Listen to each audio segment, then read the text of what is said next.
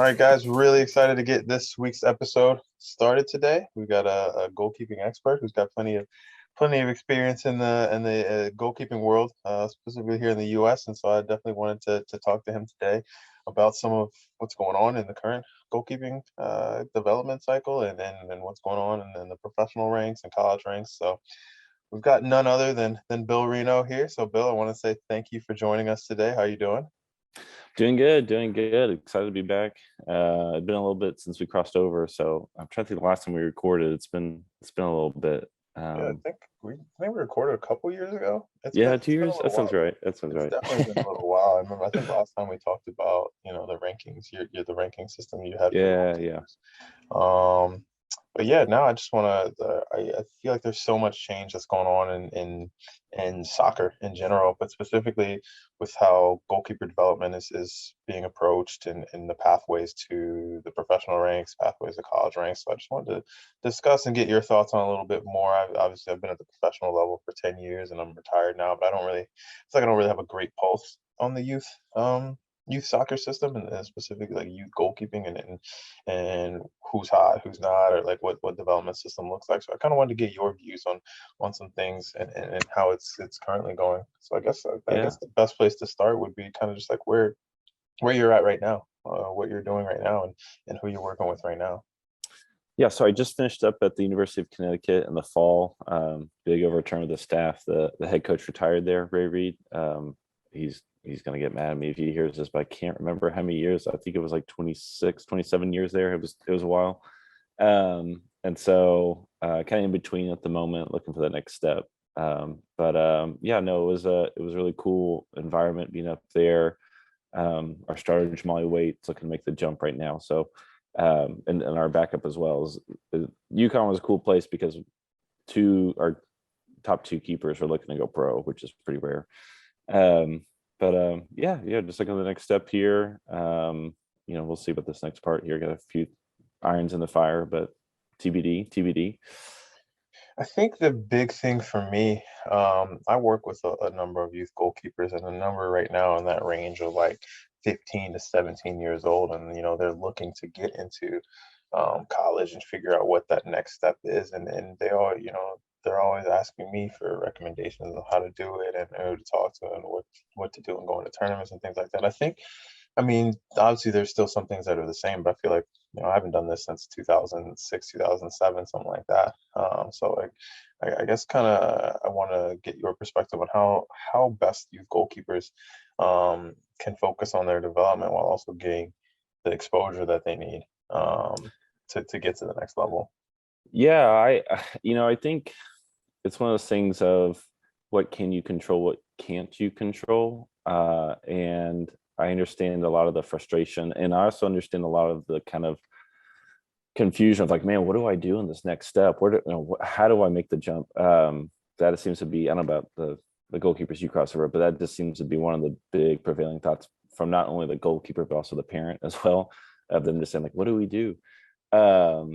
And so in a general sense, I don't think you can really hurt yourself too much by casting a big net. I think goalkeepers kind of funnel themselves a little bit, as far as like looking maybe a little bit more regionally of just within a 50-mile radius. Maybe they grew up near a university and they're like, I've got to go there. Well, I mean, if you're dead set on it, I don't want to tell anyone not to follow their dream, but just realize, I mean, there's 200 plus, I think, Division I programs, and then there's several Division II NAIA, some D3 schools that are worth time that you can kind of go there and develop and maybe finish or transfer, but they're good landing pads for sure. So there's a lot of opportunities out there. And then also, I think something that I'm really curious to see about this next 5 years or so is kind of how the MLS2 is approached, because I think there are a lot of players, and I might get in a little hot water for saying this, but I feel like there are a lot of players who don't really want to do the whole college.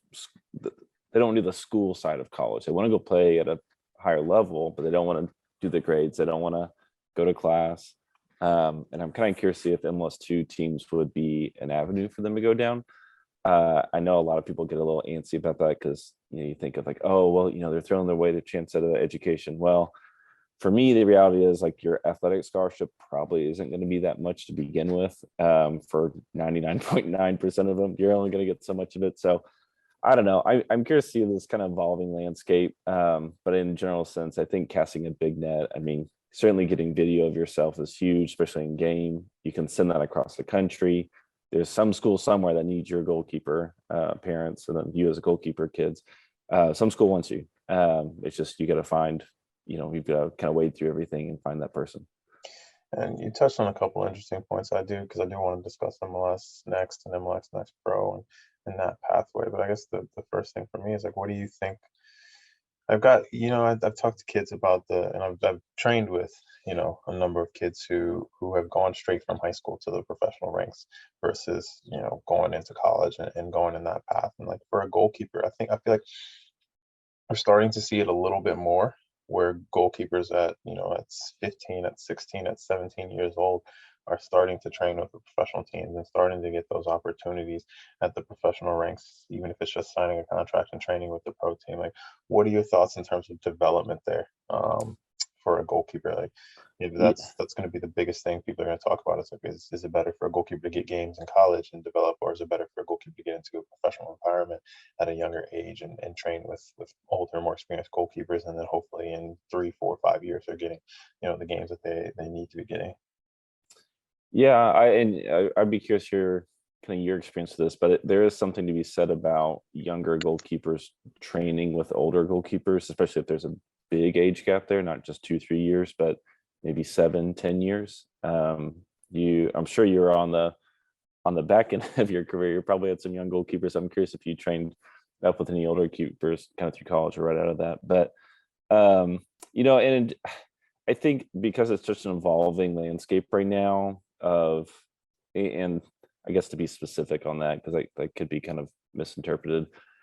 A lot of teams are starting to pivot as far as how they're approaching goalkeeping. So you can look back, I mean, certainly through most of your career, Brandon, getting from USL to MLS was very, very difficult, as I'm sure you and a number of other goalkeepers are aware of. That door is starting to open now, and they're starting to look at other avenues other than just saying like, "Hey, who can we pick up from the draft and try to work them up?" Teams are getting more creative in that sense. They're also looking to get value out of their academies. And then also with this MLS Next Pro, it's going to just be another avenue that teams can be looking at, and that's going to vary from team to team. So some teams that are notably doing well is probably Chicago Fire and Real Salt Lake are probably the top two right now, as far as really investing in kind of teenager goalkeepers. And so all that landscape is just really shifting. What it's going to look like in 5, 10 years is probably a lot different than it looks like now. There's probably some team that's going to wake up and say, "Hey, you know, um, Gabriel Solnino was sold for $20 million. Like, why don't we, why don't we jump on that?" And so I think the Zach Steffen sell to Manchester City can open some eyes for some people, but you still see some teams are a little reluctant to dive into it. So it's just kind of place to place right now, and it can change very fast. The thing I kind of always look at is like, okay, what's the history? And that's not to say things can't change, but it's easy to talk and say, oh yeah, we're going to develop and we're going to do this and that. Well, if you've never done it, like I'm a little reluctant to buy in. And again, yeah, like things can change. Like I think RSL is a good example of it seems like kind of overnight. They just shifted philosophies and they really bought into it, and that's cool. That's exciting.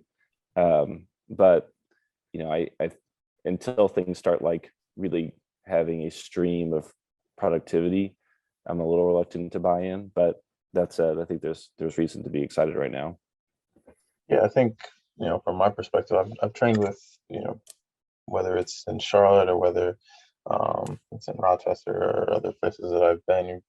Most teams have academies, and Yeah, typically bringing in young goalkeepers for be a fourth goalkeeper or provide numbers and things like that. I think I've trained with a number of those goalkeepers, academy goalkeepers, and a number of good college keepers. Some of that are in MLS right now, and I think it's there. They always ask the same questions. What are the advice?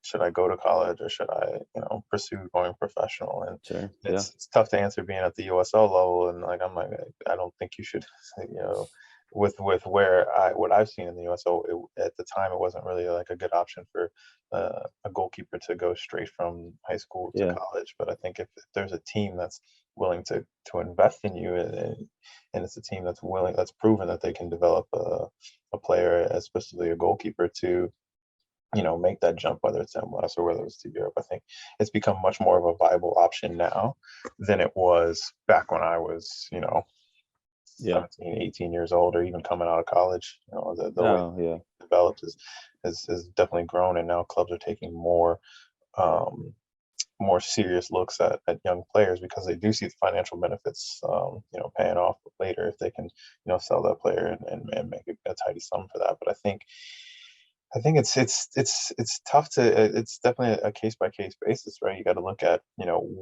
what club is interested in you and what their history is, like you're talking about, like the history of their development of players and selling of players, moving players on. I went the college route and it worked for me, and then you've got much better stories like Matt Turner, who went the college route, and everyone's going to point out Matt Turner now that he's, national team goalkeeper, and going to Arsenal, and I don't, I think it's an amazing story.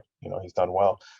I don't see that happening for Yeah. a majority of undrafted goalkeepers, and so that's where I think a little bit of the trouble is like telling, there's a balance of saying, hey, you can do it, versus the likelihood of you doing it, right? The likelihood of Mm. you going undrafted, and then finding an MLS club, and getting the games, and then, getting the notoriety necessary. But like, I think I've seen a little bit too much of where, you know, college goalkeepers get drafted, and then MLS teams kind of string them along, or they sign them for a year, and then they're cut, and they're kind of back at the same place that they were a year ago.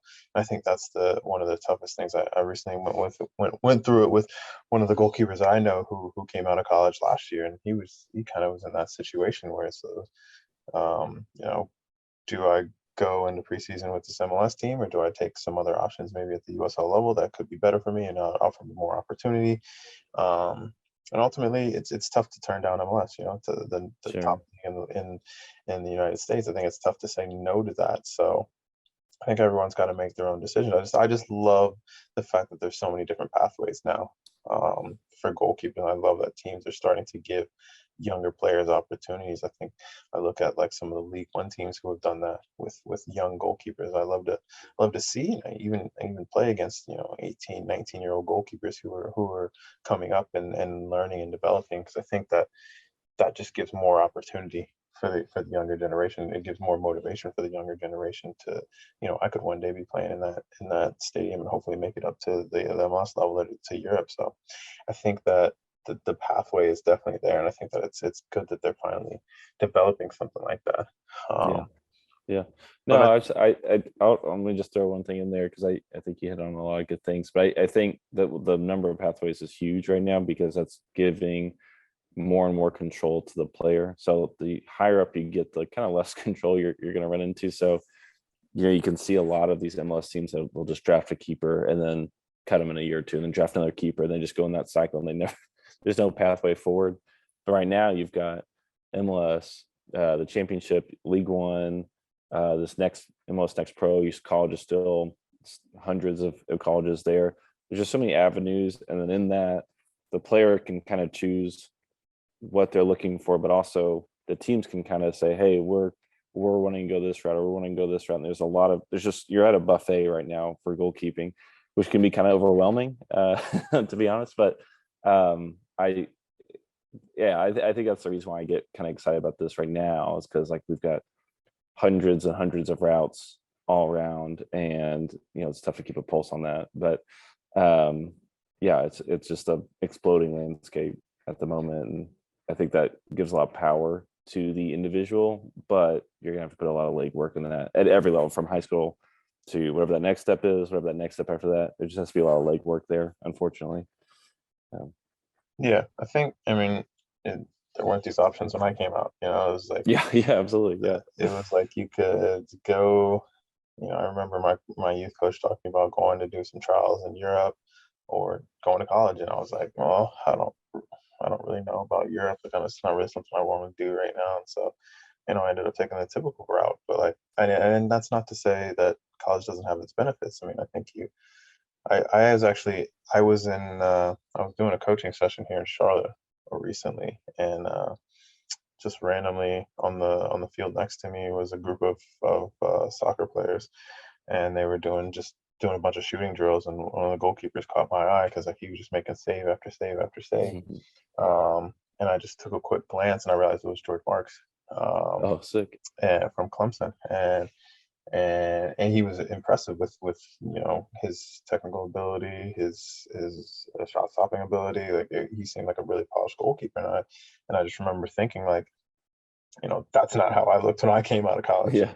Yeah. And just thinking about the benefits of going to college. So I guess I kind of want to talk a little bit more about that. It's like, you know, I guess what are some of the benefits of going to college for a goalkeeper? I guess a goalkeeper who may not be as ready to take that next step to the professional level. Yeah, yeah. Well, I think the benefits that were there are still there. So the education piece is obviously a big part of it. You're kind of just put on a streamlined track of getting a degree. And, like you said, not every undrafted keeper is going to end up at Arsenal, like Matt Turner. So you got the security there of like, okay, well, if soccer doesn't work out, I have this here. And then I think probably the thing that maybe goes a little bit, I feel like it kind of gets hit on, but I don't feel like you don't really know what you're talking about unless you've like either seen it or been through it. But it's just like there's kind of an individual like human development track that you get put on. I think this is probably why a lot of those pro teams struggled with young keepers 5-10 years ago, that they would bring him in. You've got this 17, 18-year-old kid training next to I'm sure you've probably run into this, but like if you've ever had a very immature 17-year-old kid training with pros, like that's not that's not going to really go well the first time.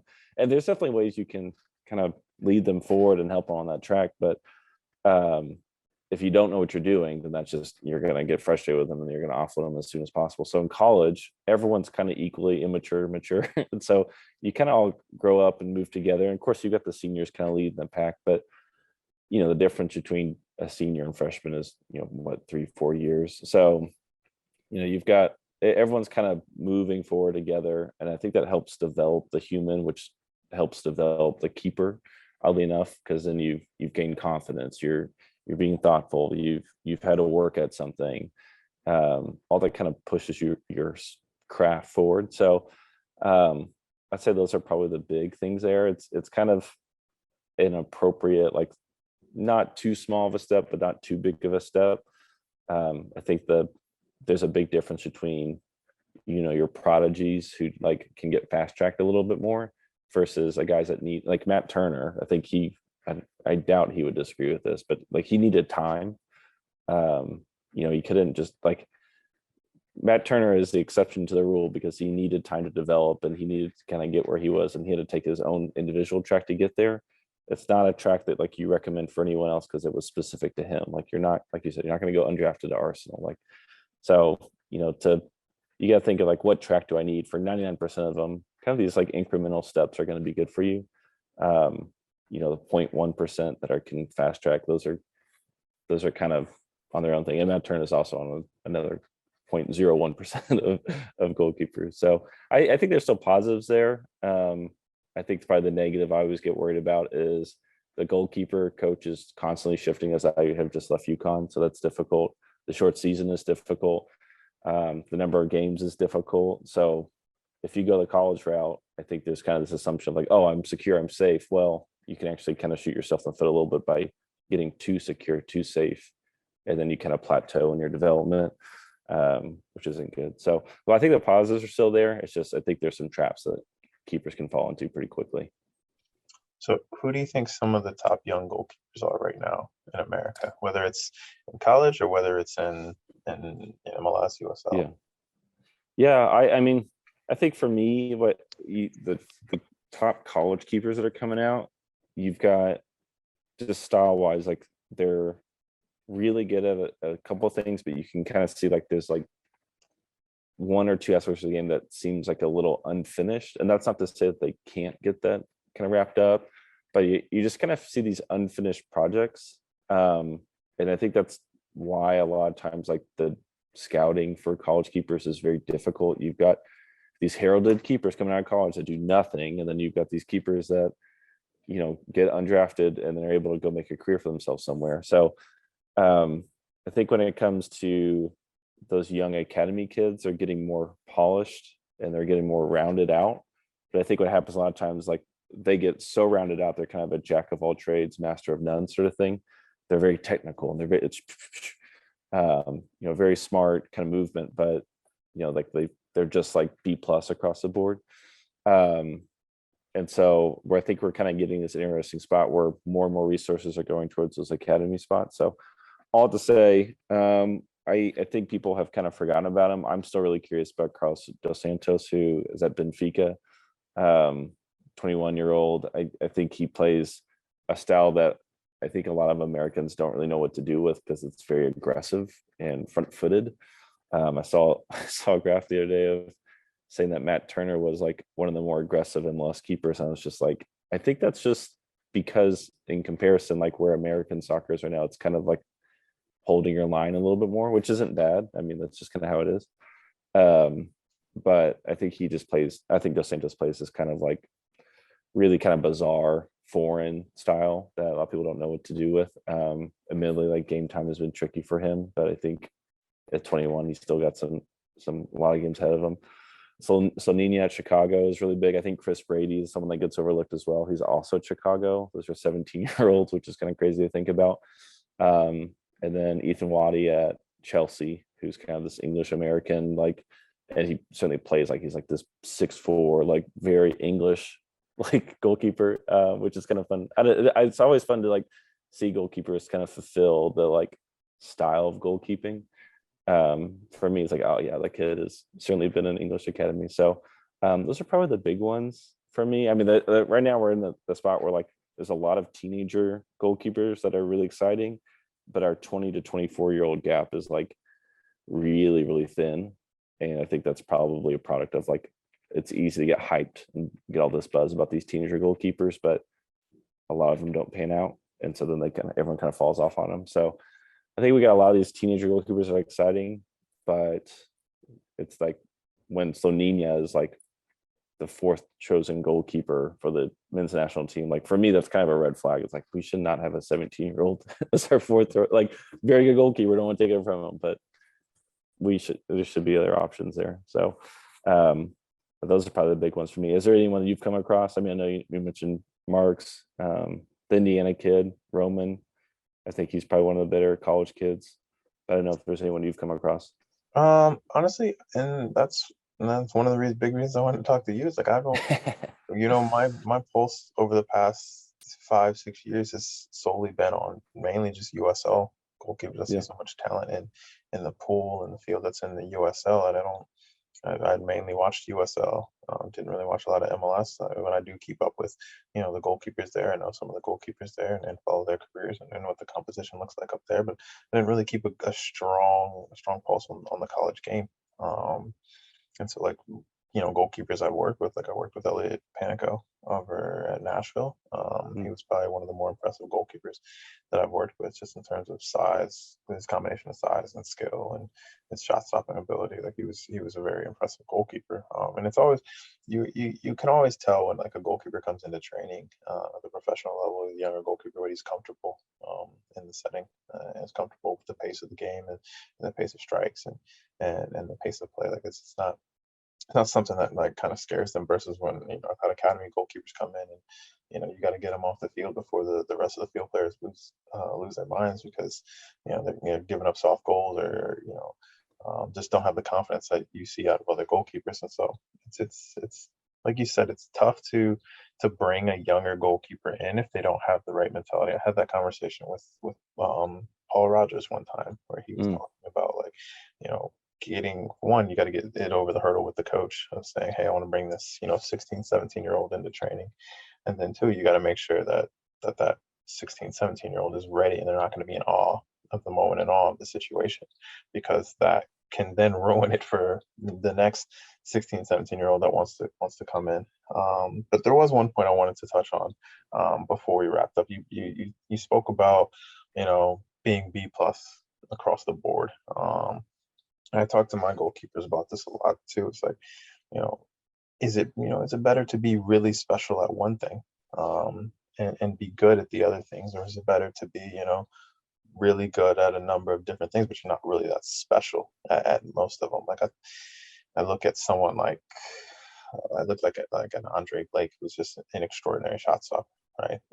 Athleticism is crazy and has great reactions. So, but he's there's other parts of his game that I think that aren't quite at that level, right? And that's not to take anything away from him. One of Sure, the top sure. goalkeepers in MLS, one of the top, he's Jamaican national team goalkeeper. But I don't think that every single part of his game is as special as his shot stopping ability. And I think, you know, do you is something like that more of an opportunity to get to the next level? Because I think that there's a combination of things. I think something like having the right amount of talent, but also finding the right environment, right? You can get into the wrong environment that one coach doesn't like you, and you've been cut from an MLS team, and now you're finding your way. Versus, another goalkeeper who just finds the right environment, maybe a similar goalkeeper, but that goalkeeper coach and that club has a better plan for them, and so they're able to make a 5, 6, 7 year career in MLS versus someone who just didn't find that right environment. So I think there's a combination of talent, a combination of environment, but I kind of just want to get your thoughts on, like, in terms of strictly talent, like what do you think matters most in terms of reaching that next level? Yeah, man, that's a great question. I would say for the starting point for me, if I were to ever recommend a goalkeeper to kind of like choose, not this really you have this option. This is kind of a silly like idea I'm bringing up, but if it was like jack of all trades versus like strengths and weaknesses sort of thing, I think you look at Blake's game, like, and this works for any goalkeeper who they're kind of varying level, like his shot stopping, he just covers so much ground, like crossing, he just covers so much ground, but like maybe distribution isn't quite his strongest suit. Well, like teams can shift around your weaknesses so you don't constantly have to face that sort of thing. I think when you're kind of that B plus across the board, like teams can't really shift to like, oh, let's throw eggs in this basket because this is what this guy's good at. It's like you're kind of stuck in some sense. And maybe if Blake went to another team, he wouldn't be as successful. I mean, that's true for any goalkeeper. You go to another, there's some team out there you would do bad with. Yeah, I think that for me is like certainly having something that you're really good at. I think it's just like it's good publicity.